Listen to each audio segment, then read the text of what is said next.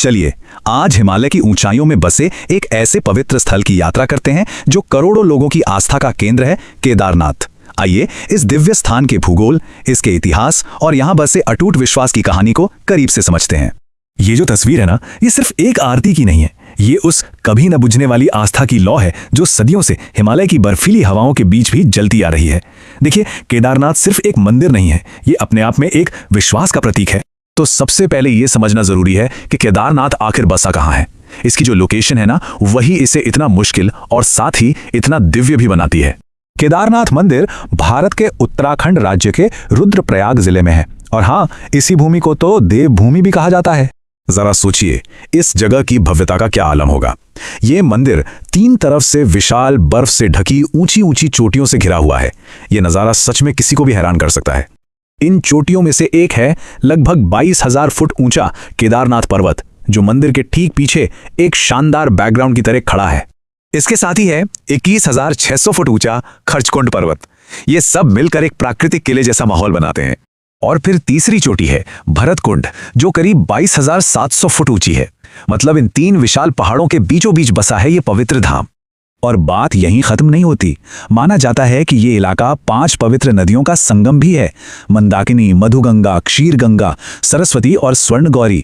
हालांकि आज इनमें से कुछ नदियां दिखती नहीं हैं, लेकिन मंदाकिनी नदी आज भी मंदिर के पास से बहती है और इस जगह की पवित्रता को और बढ़ा देती है। तो ये तो हुई भूगोल की बात। अब समझते हैं केदारनाथ के आध्यात्मिक महत्व को। आखिर ऐसी क्या बात है कि ये हिंदू धर्म के सबसे पूजनीय स्थलों में से एक है। असल में केदारनाथ भगवान शिव के 12 सबसे पवित्र ज्योतिर्लिंगों में से एक है। ज्योतिर्लिंग का मतलब है प्रकाश का स्तंभ, यानी वो जगह जहां माना जाता है कि भगवान शिव खुद रोशनी के रूप में प्रकट हुए थे। और यहाँ का जो शिवलिंग है उसे स्वयंभू माना जाता है, यानी इसे किसी ने बनाया नहीं, ये अपने आप प्रकट हुआ है। ये शिवलिंग बहुत ही पुराना है और इसकी बनावट भी बिल्कुल अलग है। केदारनाथ का महत्व इसलिए भी बहुत बढ़ जाता है क्योंकि ये 3 बड़ी तीर्थ यात्राओं का हिस्सा है। ये 12 ज्योतिर्लिंगों में से एक है, छोटा चारधाम यात्रा का एक अहम पड़ाव है और पंच केदार मंदिरों में भी गिना जाता है। ये कॉम्बिनेशन इसे बहुत ही खास बना देता है। चलिए आप थोड़ा समय में पीछे चलते हैं और इस मंदिर के बनने की कहानी जानते हैं। एक ऐसी कहानी जो मानो पत्थरों पर ही लिखी गई है। मान्यता है कि इस मंदिर को सबसे पहले पांडव वंश के राजा जन्मेजय ने बनवाया था। फिर कई सदियों बाद 8वीं शताब्दी में महान दार्शनिक आदि शंकराचार्य ने इसका फिर से निर्माण करवाया और इसे वो रूप दिया जो हम आज देखते हैं। ये मंदिर कत्यूरी आर्किटेक्चर स्टाइल में बना है। इसे 6 फुट ऊंचे एक प्लेटफॉर्म पर बड़े बड़े भारी पत्थरों को एक दूसरे में फंसाकर यानी इंटरलॉक करके बनाया गया है और इसकी यही अनोखी और मजबूत बनावट आगे चलकर इसकी रक्षा करने वाली थी। देखिए, किसी भी मंदिर का महत्व सिर्फ उसके इतिहास या भूगोल में नहीं होता। असली जान तो वहां हर रोज होने वाली पूजा और लोगों की आस्था में होती है। यहाँ दिन में 2 बार मुख्य पूजा होती है। सुबह के वक्त शिवलिंग को स्नान कराकर घी का लेप लगाया जाता है। इस दौरान श्रद्धालु गर्भगृह में जाकर पूजा कर सकते हैं। वहीं शाम के समय भगवान का श्रृंगार किया जाता है, जिसे श्रद्धालु सिर्फ दूर से ही देख सकते हैं। यहाँ का मौसम बहुत कठोर होता है, खासकर सर्दियों में। इसीलिए मंदिर के दरवाजे श्रद्धालुओं के लिए सिर्फ अप्रैल से नवंबर के बीच ही खुलते हैं। सर्दियों में तो यहाँ इतनी बर्फबारी होती है कि पहुंचना नामुमकिन हो जाता है। अब बात उस घटना की करते हैं जिसने इस मंदिर के वजूद को सबसे बड़ी चुनौती दी। वो थी 2013 की भयंकर बाढ़। जून 2013 में इस पूरे इलाके में अचानक इतनी भयंकर बाढ़ आई और जमीन खिसकी कि सब कुछ तहस नहस हो गया और केदारनाथ घाटी में तो तबाही सबसे ज्यादा थी। इस सैलाब में मंदिर की बाहरी दीवारें टूटकर बह गईं, मंदिर का मेन गेट तबाह हो गया और मंदिर के आसपास का तो पूरा इलाका मानो नक्शे से ही मिट गया था। लेकिन इसी महाविनाश के बीच एक चमत्कार हुआ। इतनी तबाही के बावजूद मंदिर का मुख्य ढांचा, उसका सदियों पुराना गुंबद और सबसे बड़ी बात गर्भगृह, सब कुछ पूरी तरह सुरक्षित रहा। ये वाकई किसी चमत्कार से कम नहीं था। और इसी घटना ने केदारनाथ को सिर्फ पत्थर की एक इमारत से कहीं ज्यादा अटल विश्वास का एक जीता जागता प्रतीक बना दिया। तो ये हमें सोचने पर मजबूर करता है ना, कि प्रकृति के इस प्रचंड रूप और इंसान की इस अटूट आस्था के संगम से हम आखिर क्या सीख सकते हैं। केदारनाथ ये नाम सुनते ही मन में श्रद्धा और रहस्य की एक लहर दौड़ जाती है। इसी प्राचीन और पूजनीय मंदिर के कुछ ऐसे रहस्यों को समझने की कोशिश करेंगे जो वास्तुशिल्प और आस्था के अद्भुत चमत्कारों से भरे हुए हैं। देखिए, ये सिर्फ एक मंदिर नहीं है, ये अपने आप में एक ऐसा राज है जिसने सदियों से बड़े बड़े जानकारों को हैरान कर रखा है। तो चलिए आज इस रहस्य की परतों को एक एक करके खोलते हैं। तो सबसे पहला और सबसे बड़ा सवाल, जरा सोचिए, एक मंदिर 400 साल तक पूरी तरह से बर्फ में दबा रहा और फिर भी आज हमारे सामने खड़ा है। आखिर ये हुआ कैसे? ये तो प्रकृति के नियमों को चुनौती देने जैसा है। और अगर वो सवाल हैरान करने वाला था तो इसे सुनिए, एक बंद बिल्कुल खाली मंदिर में एक दिया पूरे 6 महीने तक कैसे जल सकता है? ये तो आस्था और चमत्कार की वो कहानी है जहां विज्ञान भी चुप हो जाता है। क्या इसका कोई जवाब है? और फिर आखिर में एक बुनियादी सवाल, हिमालय की इतनी सारी चोटियों में से यही जगह, ये दूर दराज की चोटी इतनी ज्यादा पवित्र क्यों मानी जाती है? इसके पीछे की कहानी क्या है? आइए आज हम इन्हीं सवालों के जवाब ढूंढने निकले हैं। तो सबसे पहले बात करते हैं उस चीज की जिसे हम अपनी आंखों से देख सकते हैं, इस मंदिर की अविश्वसनीय इंजीनियरिंग, क्योंकि इसके मजबूती से खड़े रहने का राज असल में इसी की बनावट में छिपा है। इसकी ऊंचाई है 85 फीट।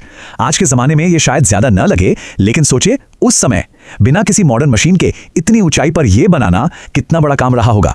और सिर्फ ऊंचा ही नहीं, लंबा भी। इसकी लंबाई है 187 फीट। मतलब ये एक बहुत ही विशाल ढांचा है जिसे हिमालय की गोद में बनाना वाकई में एक इंजीनियरिंग का चमत्कार ही था।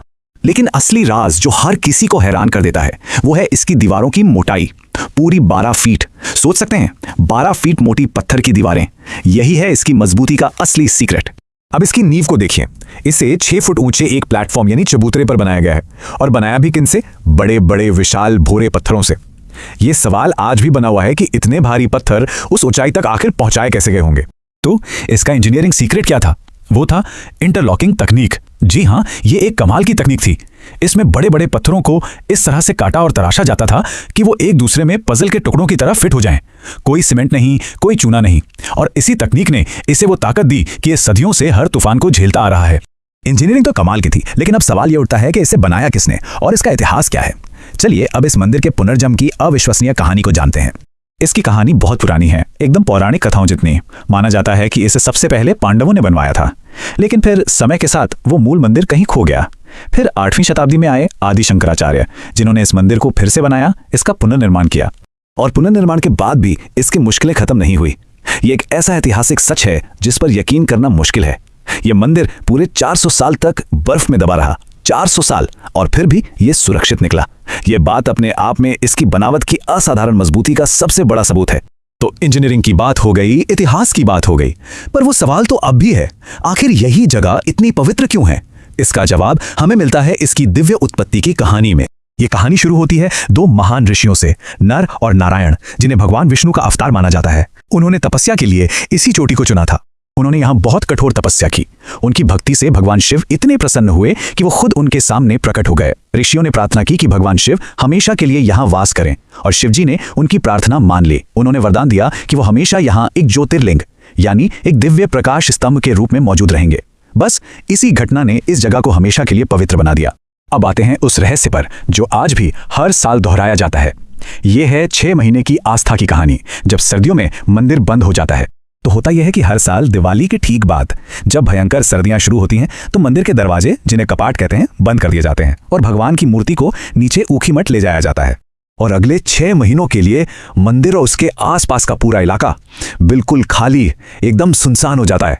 वहां एक भी इंसान नहीं रुकता। लेकिन यहीं पर वो चमत्कार होता है जो तर्क से परे है। उस बंद दरवाजे के पीछे गर्भगृह के अंदर एक दीपक जलता रहता है पूरे 6 महीने लगातार। तो इस 6 महीने के चमत्कार में क्या क्या शामिल है? पहली बात, वो एक दिया लगातार जलता रहता है। दूसरी, ये मान्यता है कि देवतागण खुद आके वहां पूजा करते हैं। और तीसरी और सबसे हैरान करने वाली बात, जब मई में दरवाजे दोबारा खुलते हैं तो मंदिर ठीक वैसा ही साफ सुथरा मिलता है जैसा उसे छोड़ा गया था।